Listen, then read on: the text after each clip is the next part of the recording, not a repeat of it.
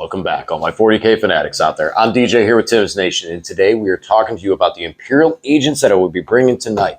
This is not deja vu. I'm doing it again. Just not an hour long. So, I want to give it a second run. That was my first time playing the Army, and some of my afterthoughts after that game. I played into Lane's Custodes. There's two factors that I want to take away from it. One, the score. Lane scored a perfect 100, and that was definitely with the mission secondary. Him being able to switch off Assassinate and how many characters I have hugely played in for that 100 points. However, we only got 68, 61, 60s. So we were not looking at a score that was going to win a game. However, a positive to take away from it, though, was how much damage we actually were able to put onto the Custodes. At the end of the game, yes, the tanks were untouched. Knew that was probably going to happen unless I really could get the Crusader on them, but Crusader had other jobs to try to do. 2 infantry units of Enatari. Draxus lived. Yeah, that's kind of, that was not fun. But we took out a lot of Wardens. Those are tough units to take down, especially considering the fact that one of the discrepancies people have with agents is some of the lack of damage output. The Army does a very good job at positioning, but if you're getting cleared off the field on turn 3 and you don't have anything to score, it's very easy for your opponent to capitalize on some of your early leads. So, we heard a lot of comments in the comments section, a lot of opinions, and a lot of some stuff that came across to make me second think things, and some things that made me feel more confident and comfortable behind some of the decisions I've come with. And that's what we're going to talk about today, is some of the changes I've made, how I'll place this army. And we're doing this grungy because we're playing proxies still. We're playing proxies in this list. This is grungy basement Warhammer, so we're making a grungy basement style video. Here it is. I even have a little piece of papers out here as space savers so I could visualize what we're doing. Lane's bringing this stuff, so I'll have that stuff to play, but so I could visualize what we're doing and what we're going to try today.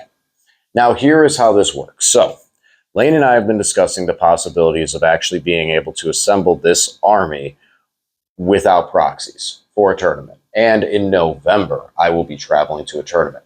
So I want to see how this plays. Because if this plays decently, why not take it to an RTT? I'd love to show up there and be the one guy that's playing Imperial Agents. You know, the only guy there, and everyone else play Dark Eldar, Chaos, Agents. Raw. So, this is the second attempt after what we saw. Like I said, the scoreboard, Lane definitely, that 100 was easily obtainable just based on the style of the mission. I still think he would have probably scored in the mid to high 90s, even without that, if he had to maybe fight for some secondaries. That's how the cards will drop. The primary was inevitable. For me, I need to score more points. And on top of scoring more points, we need more reliable damage output. We were able to pick up some things, but there was times with combat that we were not able to push the needle and could not push the needle on objectives when it was critical. We do have the Army special rule that allows us to select an objective marker and have that +1 OC and the 5-up invuln for a unit. That's great, but we need a unit that's going to be able to stand there. The rogue traders do a good job of being able to move my army around, but having 3 of them was a little too much. They did not defensively do the defensive tricks that I was hoping for out of the 75-point unit. Even though it's only 4 guys, it's still a toughness 3. Yes, 4-up invuln is cool, but it's still toughness 3, which means that heavy weapons, not even heavy, mid-tier weapons that have a couple of shots that are the extra guns, the Stormbolters, are able to make them have to make saves. And every time you roll that 4-up, eventually you're going to start failing them. You know, you might have a good run where you just completely wall someone because it's a 4-up, and then you fail them all, and the squad gets wiped. So that's kind of what I was running in with them. But some positive. Draxus is amazing. You know, everyone talks so greatly about her. She is phenomenal. She does a ton of damage and completely held a corner of the map for me. So that was definitely a big positive. So the subjugators kind of tripped all over themselves and really didn't do too much. They're good. They're a good 4-up. They're an excellent speed bump. They're excellent for unit for screening, and that's kind of where I intend to continue using them. I do still think rogue traders are good, so that's going to be something on the list. The assassins perform very, very well. The knight was swingy as knights are, and I know some people are like, well, Canis Rex will be less swingy. I mean, yes, okay, if you miss a bunch, but you get a bunch of 5-ups, then you can get those attacks back on the sustained if you roll bad, even though he hits on 2s. If you get a -1 affliction somehow, hitting on 3s, and you miss with a couple and you have a bad roll. The higher strength of his Laz is nice, but the Crusader has more volume for what he did, for what he was able to do. The Crusader whiffed when he walked onto the table, but then his second turn, when he went into the Crusaders, he picked up the Wardens, he picked up almost the entire squad by himself. So that was pretty nice. Hey, and he took out the Eversor. Yes, he had to explode to do so, but he was the one who eliminated the Eversor Assassin. Just throwing that out there. So we reduced the model count of this army. We reduced the size of it in some ways and powered it up in others. So let's jump over and take a look and start talking about these things and how I'm going to play and deploy these things going into the next game. So first of all, as I mentioned, we are going to have Draxus. Draxus is once again going to be represented by Shark with Surfboard. Lane has the Draxus that I'll end up using if I play this thing. So that's what that's going to be. And she is going to be leading a 10-man squad of Breachers. Now, we do have 2 10-man squads of Breachers in this army. One is going to be led by Rogue Traders, and one is going to be led by her. Her squad, now, this time around, I put all the combat weapons in. I put the Chain Fist in. I put the power weapon in. The shotguns did not impress me. Short range, no AP. You have to do too much to them to make them a basically adequate weapon. There's too much effort that needs to be put into them to make them basic weapons. At the same time, you're only losing 2 shotguns to be able to take some of the combat weapons. And you get an auto pistol. I mean, it's 1 shot, and it's basically the same stat characteristics, a little bit weaker, I think. I think it's like strength 3. Maybe it is strength 4. But still, not so bad. So I am taking the fist and the chain swords in these units. I will still have the Melt-A-Gun because that's an option. I'll take it. Have the demolition charge because that doesn't affect anything. So there is still some shooting with the 2 Breachers. I'm just remembering to take the combat weapons this time and not go full shotgun. As far as the Rogue Traders, I did make one little shift up because I pulled out 1 model, which will make sense in a minute. So now, since I only have 1 unit, the Red Engine Seer is going to be the actual Rogue Trader. And this other Engine Seer model of mine will be the medic because he's got all the little spikes and spears, so he's going to fix guys and put them back together. And then we still have the black armored guy that's going to be the non-medic personnel, and then red for Death Cult Assassin. In both of the units, I have a special weapon which will represent the shield. And then I have 2 of what would be a Skitarii Ranger Marshal, Alpha, to represent the Power Fist and the Power Weapon. One guy has an actual sword, so he will be the power weapon. The other guy does not. He has like a scanner, so that'll be my fist. And then, like I said, this guy's going to be the special weapon, which is a primed model, not anything else, will be my shield. And then that's pretty much that. Oh, and then I have a Vanguard model in there for my Meltiel. So those are going to be those 2 10-mans. Where they're going to be positioned on the board, we'll come back to after we talk about everything. We dropped 1 Subjugator squad. So we went from 5 Breachers down to 2. We went from 3 Rogue Traders down to 1. Still have Draxus. And now we went with the Subjugator. So we went from 3 to 2. 2 Subjugator squads. Not much to talk about here. Toughness 3, 4 up invuln, 3 up save. Okay. Fight on death. They have a dog with them, so an extra little bit of wounds in there. And they're a speed bump. They're cheap. They're 85 points for a speed bump. Like, it's an annoying unit to have to get through, and you have to dedicate something that you don't want to dedicate to kill an 85-point unit just to get them out of your way. So that's nice. And the fight on death can accidentally pick some things off. Things like Dark Eldar Incubi. Oh, man. They charge in and they beat you, but you're strength 4, so you can hit them back and actually accidentally pick some of them up in the process. So we have those. Moving over to the assassins. So with the characters. So in the list itself, I have Wabam, Palladius, Calidus, Vindicare Assassin. Depending on the matchup I go into, I can switch out for Eversor or Caluxus. So it matters on the matchup, matters on the army. I am tapping into that well with this list now.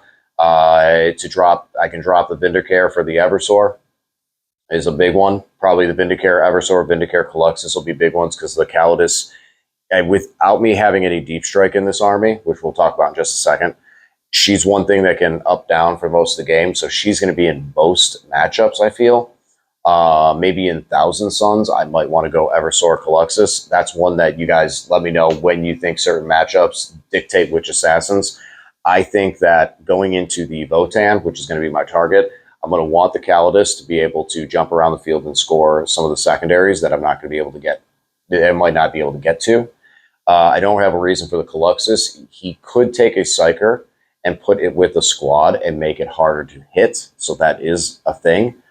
But I feel like I take the Eversor. I mean, I'm 50-50 on Eversor or Vindicare because I know Lane, I know that, and I know Votann, and I know that Votann have the E champions that they like to put in their lists, and I'll be able to see this. Having the Vindicare that can snipe out an E champion might actually be the play in this matchup. So not 100% sure. I'll make that decision when I see if he's got 2 E champs or 1 and kind of feel it out before the game. So that's kind of where I'm at for them. And like I said, they're switching out. Now, as far as the deep strike thing, the only enhancement in this list I gave to the rogue traders, and that is to give 3 units infiltrate. The rogue trader will also be able to infiltrate their unit of breachers as well. So we're going to come back to that in a minute and talk about how that's going to set up. Next up, we'll go into the last of the models that I have that I'm bringing, proxies and all. 3, 5, 6 with a dog, man rogue trader, or voidsman at arm squads. And as the character, we're also bringing the navigator. Navigator has a 12-inch zone out for deep strike, as well as the fact that he can target a unit, smack it with some cool battle shock things. But the primary thing, he's going to join one of my 5-man squads, and they're going to sit at home field and scatter out home field. Now, if someone decides to deep strike onto me to take that objective away or come out from strategic, at least I have that 12-inch buffer. So I have one turn that they might not be able to take me out, and I can just hold that objective for one more turn before I lose it. So it gives me a turn buffer before that unit can be really eliminated. And also, because of that 12-inch buffer and some of the other things with my army, that means that it may hit a point, unless my opponent has up-down units, they might not be able to get there at all just based on him. The other 2 squads and navigators will probably, or voidsmen will probably go in strategic to walk on from a table edge and complete secondary as I need to. 50 points, they're very, very, very cheap. And depending on what secondaries I should draw for the round, I think they'll be the excellent unit to do that with. So now the things I don't have. My papers. So we will have 2 Rhinos in this list. And what will be in those Rhinos? Well, I'm glad you asked. 3 5-man squads of the Deathwatch kill teams. A lot of people have suggested there's been some back and forth with it. This is the way I feel most comfortable about it because at the same time, not only will be 3 Deathwatch kill teams, 3 5-mans, I will be putting a Watchmaster in each squad. So there's 3 Watchmasters that will be in this list. So the 3 Watchmasters will be leading the 3 5-mans. All 3 are going to have 2 hammers, 2 shields, and then the Xenophase blade for the captain. Or the leader, the sergeant. They'll all be in Rhinos. This is a huge projection for this units. 3-inch disembark, 6-inch move, plus advance. Watchmaster gives advance and charge. These guys are able to be a unit that can hit on my terms. Also, the Rhinos can transport other units in my army, which we're gonna start talking about in a second when we talk about deployment. The Rhinos will be able to move block as well. Rhinos are an very, very irritating unit for some armies because of the fact that they're tough enough that they require weapons to actually hit them, such as a las cannon with X amount of damage. And you need to still hit them and do a solid chunk of damage before piddly weaker shots can take them down. So when you put a Rhino in someone's way of a unit that's just trying to progress up the field, it can be a silly thing that they just can't deal with. On top of the fact that doing secondary objectives, things like recover assets or sabotage, that you need a unit to survive all the way through, a Rhino can get into a silly position where your opponent can't bring the weapons to bear to take it out. So Rhinos are really in a good position, I feel like, all around in the game, with a lot of armies that can utilize them, like World Eaters and here with Imperial Agents. So the capacity is 12. So one squad, one Rhino will have 2 5-mans with 2 Watchmasters, giving that max 12 capacity. And the other one will have just the 1 squad of Watchmaster and the Sergeant. I have considered putting a 5-man Voidsman at Arms in there just to have 1 unit on the table that could jump off and do area denial in the middle, drop out and do something still relevant in the game. So that might be something that I end up doing, is putting 1 5-man inside of it instead of putting both in strategic. Something that it's in my mind as a play, since they can go into that. I believe they can go into it. I'll have to double check before. I'll double check as soon as I finish the video. I'm going to double check that because I left the book upstairs, but I'm pretty sure they can go into a Rhino as well. I know that Subjugators can go into a Rhino. I know that Breachers can go into a Rhino, so I'm pretty sure the Voidsmen at Arms can too. And that's nice for the Subjugators, because once that Rhino's empty, I can, put the Subjugators in it just to get them a bit of a boosted move into the next turn. If I'm in a good position, I feel like I'm going to need to crash across the field next turn or crash onto objective. Here we go. Last 2 Armiger War Glaives. One thing that we lack with this army is the ability to punch vehicles. Now, I get that an Armiger Warglave's Melta Lance is not going to do very much to a toughness 12 vehicle like an Imperial Knight or a Land Raider. We're not going to do a lot of damage to that. In this army, I don't have a lot of answers to do damage to that thing. I have answers to do damage to everything else. And just like I mentioned how Rhinos can be irritating and get in the way, they can be irritating and get in the way of me too. So I need to be able to remove them. Now, there is Lance for the Death Watch. And I do have this strat that is 2 CP that the Watchmaster can reduce by 1 to give my unit, yes, it would only be 6 guys, but I still think for 1 command point, there's value behind this. I can give that unit Lance and sustained hits. So those hammers having Lance and hitting on 5s, then going to 4s, possesses a lot more power behind it. So that's something that I do like. I can get +1 to hit off the ability too if I select that unit. So things like the Death Watch Marines can actually punch up fairly well if I need to remove something like that. Granted, I got to hit it on my terms, but I still do have the possibility and capability to hit it. What the Warglaves do is the Warglaves are going to allow me to remove some of those Rhinos and transports and smaller vehicles that'll get in my way that I don't want to spend a command point and burn into it for a kill team to take out a Rhino and then get run over by something better that it hits. I need the kill teams to stay on things that have value. The Warglaves allow me to put damage onto things that don't have as much value but can score points and therefore have a lot of value in that way. So we'll transition over into how I plan on deploying this thing. So on board is going to be everything except for 1 or 2 Voidsmen at Arms squads. Those squads are going to be either 1 in a Rhino or the 2 in strategic. The Navigator and 1 squad of Road Traders is going to be on my home field objective. Then I'm going to use the Infiltrate ability to infiltrate on the objective. I like to try to look at the game pretty much from a hammer and anvil perspective for most of it. On top of the fact that 3 of the missions, you have Seek and Destroy, and you have the 2 angles. All of which, along your short table edge, place an objective marker that is closer for you than it is for your opponent. So in doing so, that is an easier objective for you to fortify. With this list, the infiltrators are going to fortify that objective while I still fortify my home field objective. Fortifying home field will be, as I said, the navigators with the navigator with the 5 voidsmen at arms, 1 squad of subjugators, and the 2 rhinos and 2 armigers, because those I'm not giving this to. So you have the bulk of my attack with my 2 rhinos and the armigers guarding home field. Solid. I'm happy with that.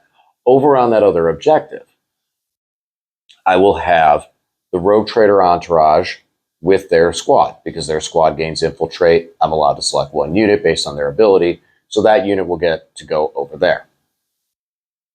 I will then, with the enhancement, select 3 units to go into to be able to infiltrate as well. 1 subjugator squad is going to go and fortify home field.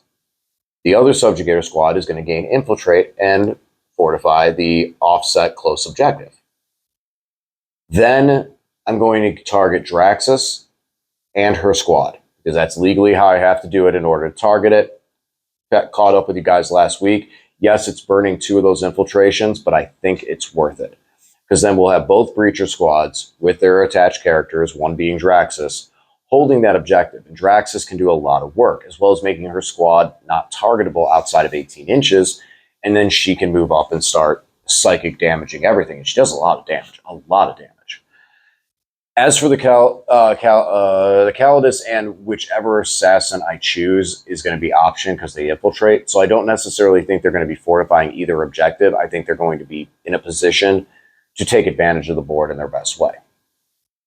With the rogue traders, I can then move D3 units. So the units that have infiltrate, I can put them in a better position. I can pick up anything that I feel maybe is too dedicated on board and put it in strategic. Things like that are also a possibility. Most likely, it would just probably be to reposition stuff after I see how my opponent deploys. Things like I can take that subjugator squad that has infiltrate and put it right up in my opponent's face and force them back with their infiltrating with other units and stuff like that, and then pick it up and bring it back home. So, being a 10-man, that's a decent footprint. I do have to keep coherency too, but considering the fact that I know I'm picking up that unit and bringing it back, I can put them in a very open position and just stretch them out and go, none shall pass. I'm deploying first. Okay, nothing's going here, and make my opponent have to adjust with infiltrators themselves. And one thing with this army, I think buying time is very, very good. The longer I can make my opponent have to play this game with me, the more it advantages the Imperial agents, because it gives me more turns to score points, and I can have a lot of units to score points in very various ways. So that's what I'm working with here. We'll see how this does. If this does very, very well and I like it a lot, Lane and I will start you'll see it more, and I'll start discussing the possible proxies, and we'll start working on that to be able to turn this from proxy to conversion, if that works out. And if not, I'm really looking forward to an obeisance phalanx that I've been working on, that I would very much so like to run 30 Immortals, 10 Lich Guard, Illuminator Xeris, really, I like this build a lot. I think it's very strong. That's why I want to take it to a tournament. As I said before, with obeisance, the only issue I was having was I wasn't scoring enough on secondary. We've changed. I haven't played it since we moved it to Pariah Nexus, so I want to try that in Pariah Nexus and see if some of the changes help my old force. Points drop, so I actually have more in the army than I did before. I think that's really about it as far as like what's selling me on it. Oh, and the fact that it's very thematic. Like, I started working on this list just to build around Xeris and power him up. And as I was starting to build it and put in the key elements that I wanted for the actual list to be built around him and around this entirely, it started to form very thematic build. I don't have Necron Warriors, but I got a lot of Immortals, 30 Immortals in this list. So it's pretty cool. So those are the two lists that I'm looking to possibly play in November. But this is going to be first. One more shot with the Imperial agents. Let's see how it does in the Votan. All right, guys. As always, thanks for watching, and I'll talk to you again soon.